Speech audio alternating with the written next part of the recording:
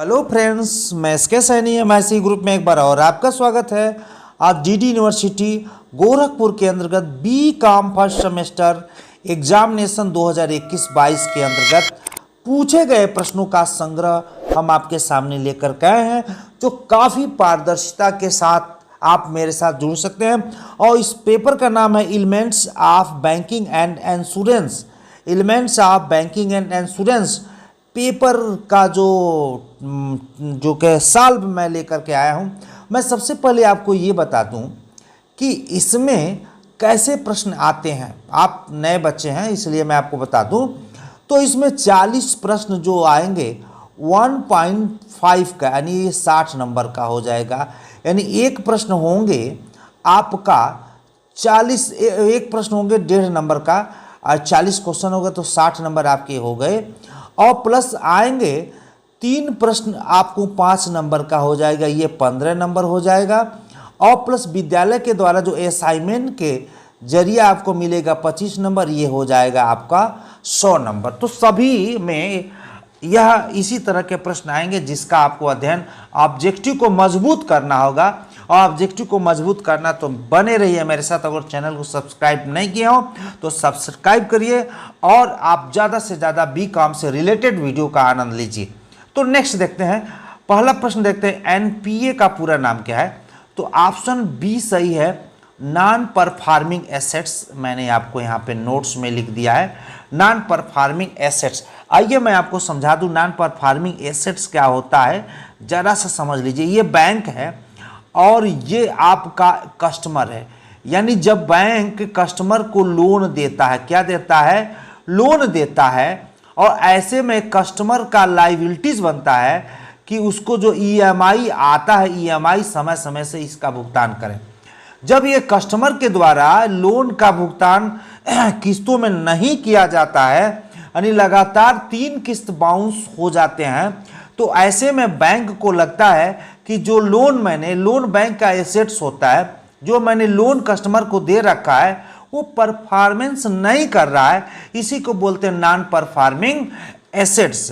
तो बहुत सारे हर लोन का अलग अलग ये एनपीए होता है, इसलिए उसका डिटेल आपको जानने के लिए आप मेरे चैनल को सब्सक्राइब करिए और ये सब सारी बातों को मैं बड़ी गंभीरता से आपको बताऊंगा। नेक्स्ट प्रश्न देखते हैं, प्रश्न नंबर 2 देखते हैं, केसीसी का पूरा नाम क्या है। तो ऑप्शन सी ए सही है, किसान क्रेडिट कार्ड। ऑप्शन ए सही है, किसान क्रेडिट कार्ड। मैंने नोट में लिख दिया है किसान क्रेडिट कार्ड। 1998-99 में किसान क्रेडिट कार्ड स्कीम लागू किया गया था, जो किसानों को सस्ते दरों पे ब्याज ऋण उपलब्ध कराया जाता है। नेक्स्ट देखते हैं, प्लास्टिक मनी। प्लास्टिक मनी क्या है, प्लास्टिक मनी क्या है। देखिए पेपर में जो दिया है ऑप्शन थोड़ा सा व्यक्ति को कंफ्यूज करने वाला है। देखिए डेबिट कार्ड भी प्लास्टिक मनी के अंतर्गत आता है, क्रेडिट कार्ड भी प्लास्टिक मनी के अंतर्गत आता है, और एटीएम कार्ड भी प्लास्टिक मनी के अंतर्गत आता है। लेकिन ऑप्शन इसमें दे दिया इनमें से कोई नहीं। अब हम धर्म संकर, अगर इसमें से सभी दिया होता तो हम डी को सही कर पाते, इसमें कहीं संदेह नहीं था। प्लास्टिक मनी के ये तीनों उदाहरण है, लेकिन अब इसमें नहीं है, इसलिए हम इसमें आपको इसमें सही कौन सा है, हम बेस्ट सही को जानने का प्रयास करेंगे। तो इसको बोलते हैं क्रेडिट कार्ड। क्रेडिट कार्ड मतलब आपके अकाउंट में बैलेंस न होने के बावजूद भी आप क्रेडिट कार्ड से वस्तु की परचेजिंग कर सकते हैं। तो जो सर्वाधिक सही, जो इसका उत्तर सही है वो आपका है क्रेडिट कार्ड। Credit card. ऐसे में अगर इनमें से सभी अगर इसमें आए तो आप इनमें से सभी लगाइएगा, ये कहीं न कहीं पेपर की मिस्टेकिंग है। लेकिन चलिए, केवाईसी का पूरा नाम क्या है। केवाईसी का पूरा नाम क्या है, तो यहाँ पे आप जान सकते हैं कि अपने ग्राहक को जाने। ऑप्शन बी सही है, अपने ग्राहक को जाने, यानी नो योर कस्टमर, यानी अपने कस्टमर को जाने, अपने ग्राहक को जाने। आप जानते होंगे जब काफ़ी दिन आप बैंकिंग से लेन देन नहीं करते हैं तो बैंक के पास जाते हैं तो कहता है केवाईसी फॉर्म भर दो भैया, तो केवाईसी फार्म भरता है कि आप सही हैं और पुनः आपका आधार कार्ड वगैरह लेकर के उसको अपडेट करता है कि नहीं कस्टमर ठीक है, सही है, फ्रॉड नहीं है। तो ऐसे में केवाईसी का पूरा नाम आपका ये था। नेक्स्ट देखते हैं 5वें नंबर पे चलते हैं कि डेबिट कार्ड का अर्थ क्या होता है। 5वें नंबर डेबिट कार्ड का क्या अर्थ होता है, जिसमें है कि इसमें ऑप्शन बी सही है, अभी भुगतान करें। डेबिट कार्ड का मतलब होता है अभी भुगतान करें, बाद में भी भुगतान करें, आप इच्छा आपकी जो जब करें, लेकिन इसका जो एग्जैक्ट फैक्ट जो आंसर है अभी भुगतान करें। नेक्स्ट देखते हैं कि 6वें नंबर में देखते हैं निम्नलिखित में से किसे बैंकर्स चेक कहा जाता है। निम्नलिखित में से किसे बैंकर्स चेक कहा जा सकता है। हमको लग रहा है थोड़ा सा आपको दिक्कत होगी, तो ऑप्शन ए सही है, मांग मसौदा, जिसको बोलते हैं डिमांड ड्राफ्ट। इसको बोलते हैं डिमांड ड्राफ्ट, मांग मसौदा। इंग्लिश मीडियम के बच्चों के लिए मैं जल्दी इंग्लिश में पेपर लेकर के आऊँगा, वैसे आप समझ सकते हैं, इसमें कहीं कोई दो राय नहीं है। प्रश्न नंबर 7वें में देखते हैं यूनिट बैंकिंग को भी कहा जाता है। यूनिट बैंकिंग को कहा जाता है, जिसको इकाई बैंकिंग हिंदी में बोलते हैं, इकाई बैंकिंग। जो इसका क्षेत्र बहुत व्यापक नहीं होता है, वो समझिए कि उसकी शाखाएं एक शहर से दूसरे शहर को नहीं होती है, तो ये स्थानीयकृत जो बैंकिंग होता है उसी को हम यूनिट बैंकिंग कहते हैं। और एक होता है ब्रांचेस बैंकिंग। ब्रांचेस बैंकिंग पूरे देश में फैला होता है, और इसके एग्जाम्पल आपको अमेरिका में देखने को मिलेगा। इकाई बैंकिंग या यूनिट बैंकिंग के एक जो एग्जाम्पल है आपको अमेरिका में मिलेगा। भारत में इस तरह के बैंकिंग व्यवस्था नहीं है। CRR संदर्भित करता है, तो CRR संदर्भित करता है, ऑप्शन ए सही है, कैश रिजर्व रेशियो। मैंने नोट में लिख दिया है कैश रिजर्व रेशियो। ये क्या होता है, RBI के द्वारा यह एक क्रेडिट कंट्रोल करने का एक टूल्स है। CRR जैसे रिजर्व बैंक ऑफ इंडिया 3 से 15% के बीच CRR को तय करती है। 3% भी कर सकती है, 4% कर सकती है, जैसे वर्तमान में 4% है। तो CRR घटता और बढ़ता रहता है। बाजार में मुद्रा की मात्रा अधिक होती है तो CRR को बढ़ा दिया जाता है, कम होती है तो घटा दिया जाता है। CRR इसको बोलते हैं कैश रिजर्व रेशियो। 9वां नंबर देखते हैं नेफ्ट का तात्पर्य क्या है। नेफ्ट का तात्पर्य क्या है, तो ऑप्शन सी सही है, नेशनल इलेक्ट्रॉनिक फंड ट्रांसफर। मैंने नोट में लिख दिया है नेशनल इलेक्ट्रॉनिक्स फंड ट्रांसफर, तो समझ में आ गया होगा। देखते हैं RTGS का पूरा नाम क्या है। RTGS, तो यहाँ पे भी आप ऑप्शन एक सही देख सकते हैं, real time gross settlement. Real time gross settlement, और मैंने नोट्स में भी लिख दिया है रियल टाइम ग्रास सेटलमेंट। तो ऑप्शन ए सही है, रियल टाइम ग्रास सेटलमेंट। आइए मैं 11 नंबर पे चलता हूँ।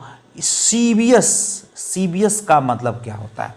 CBS का मतलब क्या होता है, जिसको बोलते हैं कोर बैंकिंग समाधान। ऑप्शन बी सही है, कोर बैंकिंग समाधान। मैंने नोट्स में भी लिख दिया है कोर बैंकिंग सॉल्यूशन।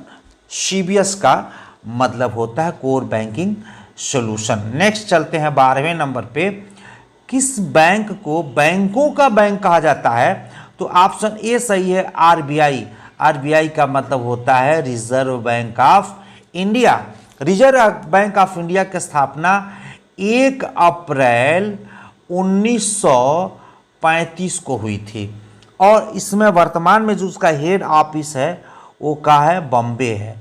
लेकिन 35 में जब इसका स्थापना हुआ था तो हेड ऑफिस कोलकाता में था, लेकिन 1937 में रिजर्व बैंक ऑफ इंडिया की जो हेड ऑफिस बॉम्बे में कर दिया गया। यानी 1937 में हेड जो ऑफिस है वो बॉम्बे में कर दिया गया। वर्तमान में भी बॉम्बे में ही 4 इसके क्षेत्रीय कार्यालय हैं, जो दिल्ली, कोलकाता और बॉम्बे, मद्रास इसके 4 क्षेत्रीय कार्यालय हैं। उसके बाद भी शाखा कार्यालय भी है। नेक्स्ट देखते हैं आरबीआई का प्रधान कार्यालय कहाँ है। तो देखिए ऑप्शन ए मुंबई में, लग यही बगल में ही पूछ ही दिया है। आरबीआई का प्रधान कार्यालय का हेड ऑफिस कहाँ है? मुंबई में। मैंने बताया कि 4 क्षेत्रीय कार्यालय हैं, जो दिल्ली में भी है और बॉम्बे में भी है और कोलकाता में भी है और मद्रास में भी है। 4 क्षेत्रीय कार्यालय इसके बनाए गए हैं। देखिए आरबीआई के गवर्नर हैं, यानी वर्तमान में आज भी आरबीआई के गवर्नर ऑप्शन सी है, शक्तिकांत दास जी हैं। आरबीआई के जो गवर्नर हैं, उर्जित आर पटेल थे इसके पहले, इसके बाद ये शक्तिकांत दास जी हैं। सिडबी का प्रधान कार्यालय क्या है? सिडबी का प्रधान कार्यालय कहाँ है? इससे बहुत सारे प्रश्न आ सकते हैं, मैं आपको बताऊं। सबसे पहले तो मैं आपका उत्तर बता दूं, सिडबी का जो प्रधान कार्यालय है लखनऊ। इसको क्या, सिडबी का फुल फॉर्म क्या होता है? Small industry development bank of India, जिसकी स्थापना 2 अप्रैल 1990 को किया गया था। देखिए मैं केवल पेपर सॉल्व नहीं कर रहा हूं, इससे रिलेटेड बहुत सारे प्रश्नों में बनने वाले भी प्रश्न का मैं उत्तर दे रहा हूं। तो 2 अप्रैल 1990 में सिडबी की स्थापना की गई थी और इसको अगर हिंदी में कहें तो भारतीय, इसको हिंदी में कहें तो भारतीय लघु उद्योग विकास बैंक के नाम से इसको जानते हैं। भारतीय लघु उद्योग विकास बैंक के नाम से इसको जानते हैं। इंग्लिश में small industry development bank of India के नाम से इसे जानते हैं। ये रिजर्व बैंक ऑफ इंडिया का एक उपक्रम है। रिजर्व बैंक ऑफ इंडिया का एक उपक्रम है। भारत में आरबीआई के 4 उपक्रम हैं, यानी हम कह सकते हैं 4 अखिल भारतीय संस्थानों में, जो आयात और निर्यात बैंक भी एक उपक्रम है। और नाबार्ड का नाम आपने सुना होगा। नाबार्ड की स्थापना 12 जुलाई 1982 को ही थी, ये भी इसका है। और तीसरा है राष्ट्रीय आवास बैंक, भी इसका उपक्रम है। और चौथा है आपका सिडबी, जो यानी 4 रिजर्व बैंक ऑफ इंडिया के उपक्रम हैं जो व्यवस्थाओं को संभाल रहे हैं। बहुत मैं डिटेल में जाऊंगा, बहुत सारे इसमें प्रश्न बन सकते हैं। बैंकिंग विनियमन अधिनियम किस वर्ष पारित किया गया? तो 1949 में। और यही मैं बता दूं कि 1949 में आरबीआई का नेशनलाइजेशन हुआ था। 1949 में ही जो भारतीय रिजर्व बैंक ऑफ इंडिया है उसका राष्ट्रीयकरण हुआ था, नेशनलाइजेशन हुआ था। आइए नेक्स्ट चलते हैं कि किस बैंक को नोट जारी करने का एक अधिकार प्राप्त है? किस बैंक को नोट जारी करने का अधिकार प्राप्त है? तो केंद्रीय बैंक कहे तो आरबीआई, केंद्रीय बैंक तो कहे आरबीआई। ये 2 रुपए के नोट से लेकर 2000 तक के नोट को छापने का काम करता है। यानी RBI, reserve bank of India 2 रुपए से लेकर 2000 तक के नोट को छापता है। और भारत सरकार के वित्त मंत्रालय के द्वारा सिक्के जारी किए जाते हैं। आइए प्रश्न नंबर 19 में देखते हैं कि निम्नलिखित से कौन सा एक बैंक का कार्य नहीं है? तो जमा स्वीकार भी करता है, ऋण माफ करने का भी है, अग्रिम देने का भी राइट है। ये ऑप्शन डी, किसानों को इनपुट की आपूर्ति करने का इसको मतलब कार्य नहीं है। तो ऑप्शन डी सही है, ये नहीं, ये बैंकों का ये काम नहीं है। नेक्स्ट देखते हैं कि भारत में सिक्के की ढलाई कौन करता है?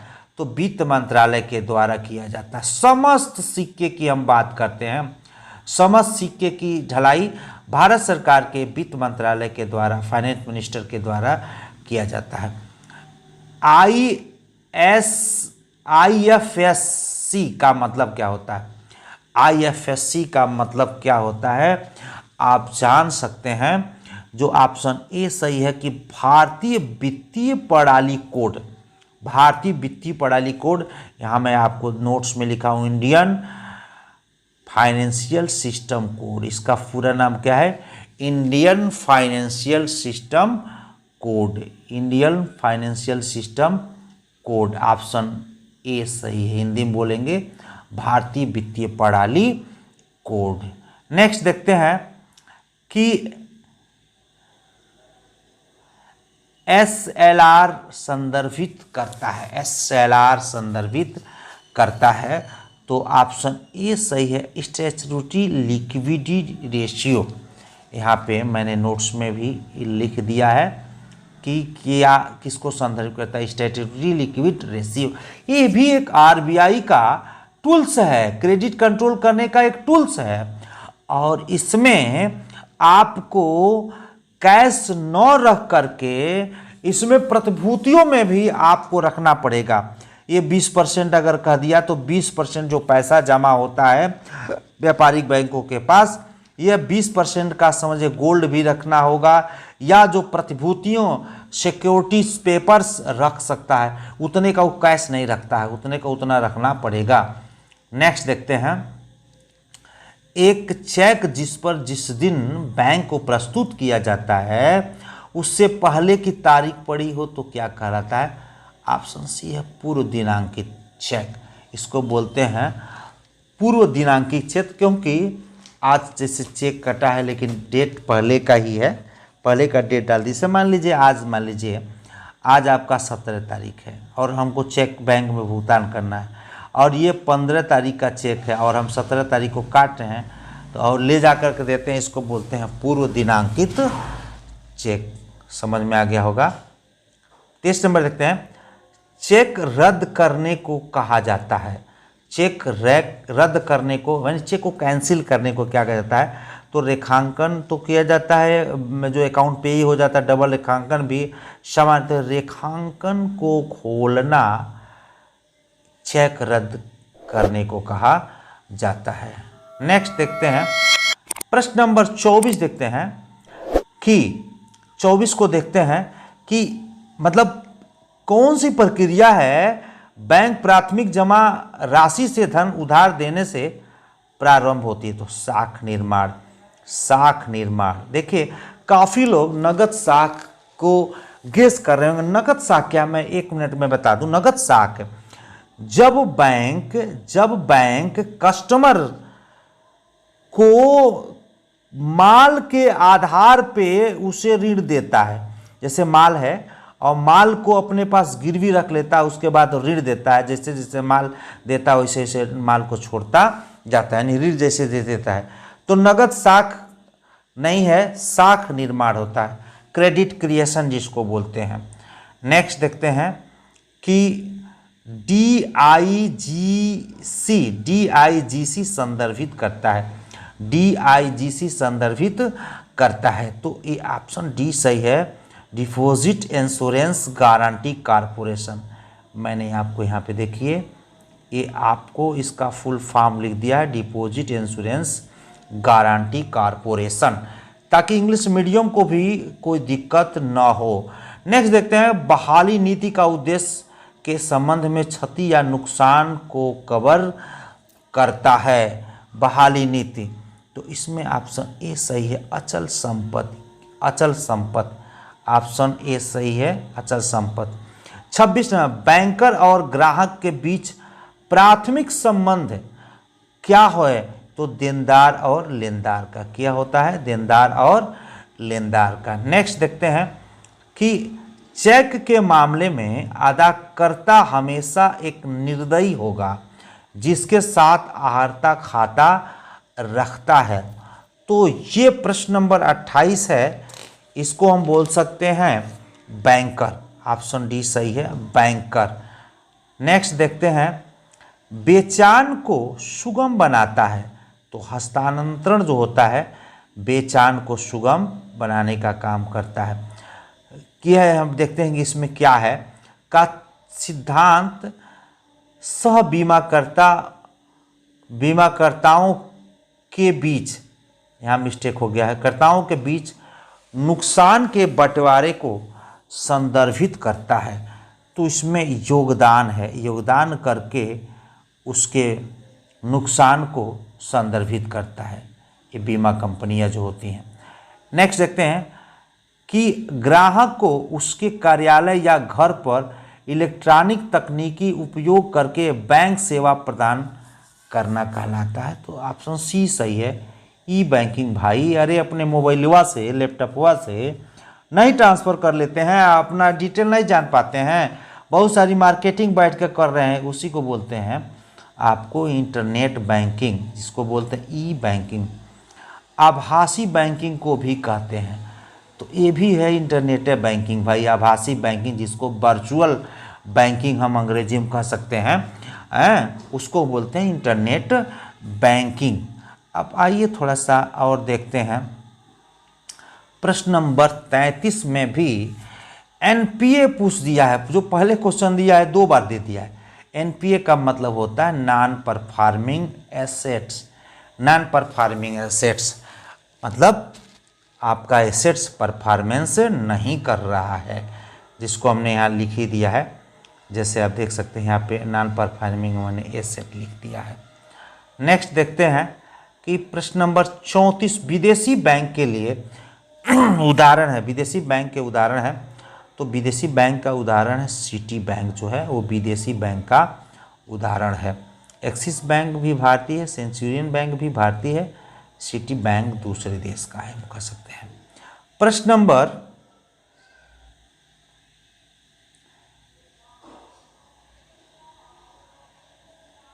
35 देखते हैं।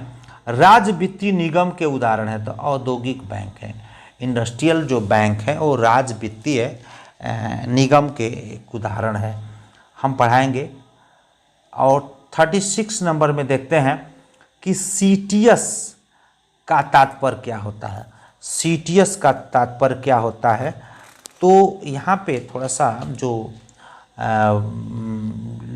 देख सकते हैं कि check transaction system, option A सही है। ये चेक ट्रांजैक्शन सिस्टम अंग्रेजी और हिंदी में लिखावट में थोड़ी सी कमी है, लेकिन ऑप्शन ए सही है। 10 चेक ट्रांजैक्शन सिस्टम, इसको आप देख सकते हैं, यहाँ पे हमने आपको यहाँ पे घेर रखा है और बना रखा है। नेक्स्ट देखते हैं